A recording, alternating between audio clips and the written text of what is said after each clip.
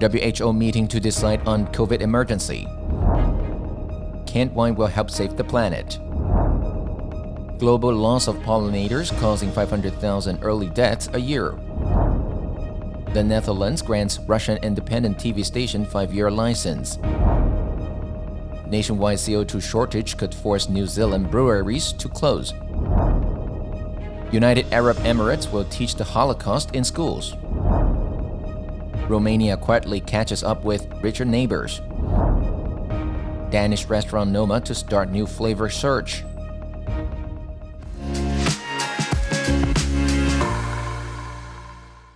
Hello, I'm Wade Lee. Thank you for joining us on FUNDAY News. It is Wednesday, January 11th, and here are your top stories. WHO spokesperson Carla Drysdale confirmed on Tuesday that the World Health Organization's Emergency Committee will meet on January 27th to consider whether the COVID-19 pandemic still represents a global emergency 3 years after it was first declared. The Emergency Committee advisor, WHO Director General Tedros Adhanom Ghebreyesus, who makes the ultimate call on whether an outbreak represents a public health emergency of international concerns, which is the UN's agency's highest level of alert. Het heeft voor China in zoverre gewerkt dat ze nauwelijks COVID hebben gehad. However, Reuters reported that several leading scientists and World Health Organization advisors said it may be too early to declare the end of the COVID-19 pandemic emergency because of a potentially devastating wave of infections in China. Dutch virologist Marion Koopmans, who sits on a WHO committee tasked with advising on the status of the COVID emergency, told Reuters that the question is whether you can call it post-pandemic when such a significant part of the world is actually just entering its second wave. The business of canned wine is growing rapidly, making up $235.7 million of the global wine market in 2021, and is estimated to surpass $570 million by 2028. A report by the Wine Institute of California found that glass bottles accounted for 29% of the carbon footprint of wine. But a Systembolaget study showed that switching to 3 250ml aluminum cans cut 79% of carbon emission produced by traditional bottling. A professional believed that switching to cans is an environmental no-brainer.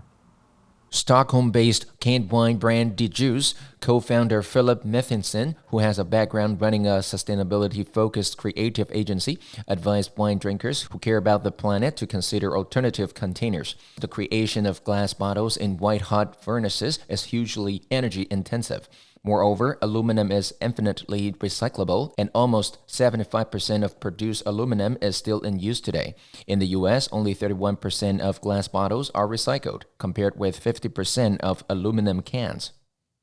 A Harvard University study estimated the global loss of pollinators is already causing about 500,000 early deaths a year by reducing the supply of healthy foods.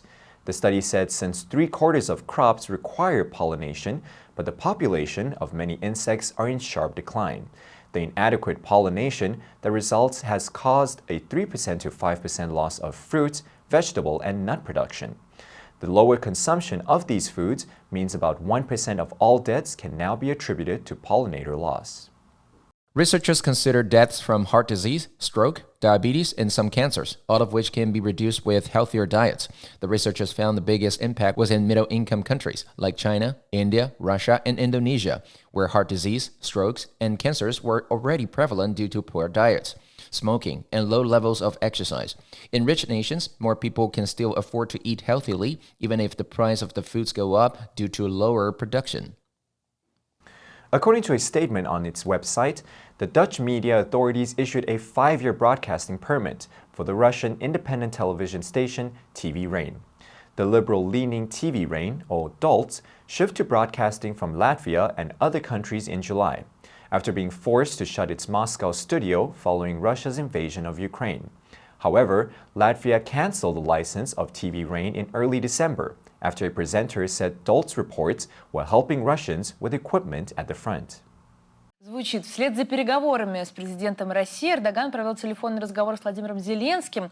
According to Media Zone, the journalist was fired from the channel the next day. The media said the TV channel Rain was blocked in Russia in March 2022 at the request of the Prosecutor General's office. The agency claimed that the channel posted calls from extremism and knowingly false information about the war in Ukraine. The editorial board of DOST left the country and then opened studios in Latvia, Poland, France, and Georgia. In June, Latvian authorities gave them a European broadcasting license. I always needed time on my own. I never thought I could be there.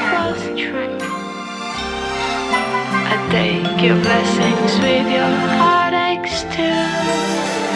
It's so easy and so wonderful to know it's you. 学习，一切从今天开始。FUNDAY 英语。Brewers rely on CO2 for carbonating beer, packaging it, and purging fermenters. But with only 7 to 10 days of supply left, breweries in New Zealand might be forced to halt operation. The media reported that the only domestic production of food-grade CO2 is at the Kapuni liquid carbon dioxide plant in Taranaki, owned by Todd Energy. However, the plant has been closed for 2 weeks while a safety issue is investigated and the company can't say when it might reopen.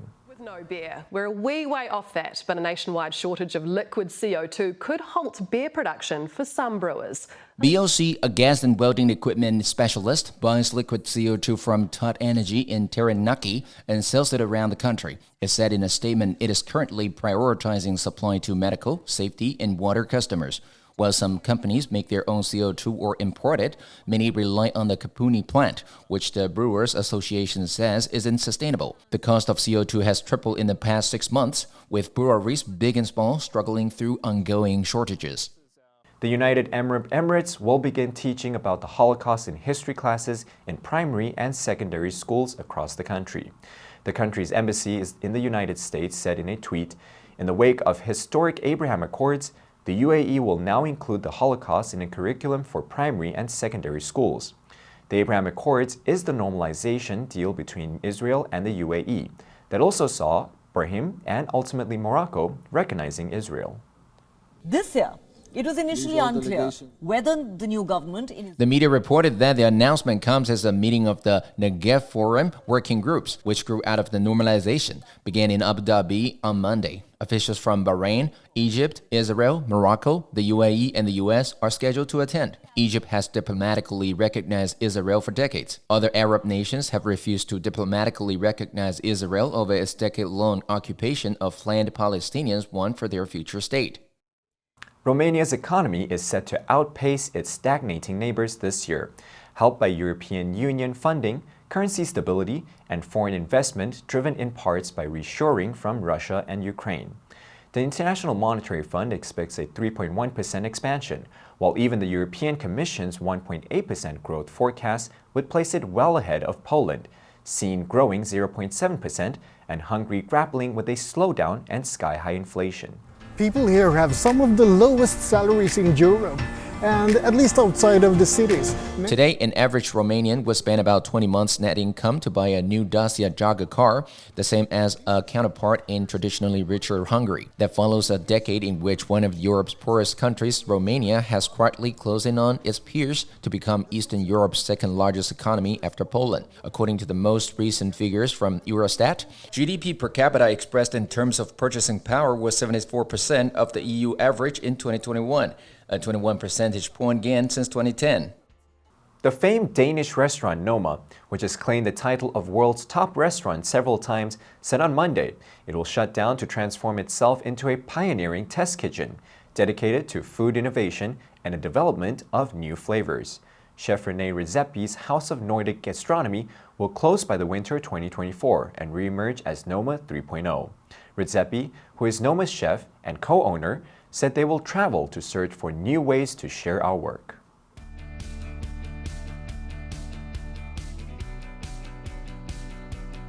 Noma has gone through an earlier transformation. In 2015, the restaurant announced it was closing at the end of 2016 and reopened near its waterfront premises with its own vegetable farm in the vicinity of the hippie enclave of Christiania in Copenhagen. Noma, which opened in 2003, is a contraction of the Danish words for Nordisk and mat, meaning Nordic and food. The restaurant grabbed 2 Michelin stars and was 3 times voted the world's #1 restaurant by Britain's Restaurant magazine in 2010, 2011, and 2012. FUNDAY News will help sharpen your English skills while keeping you informed on current international events. Tune into our other FUNDAY programs to learn more about the world's most important topics in English. Click the link below now to join FUNDAY for free. I'm Wade Lee, your host. I'll see you next time.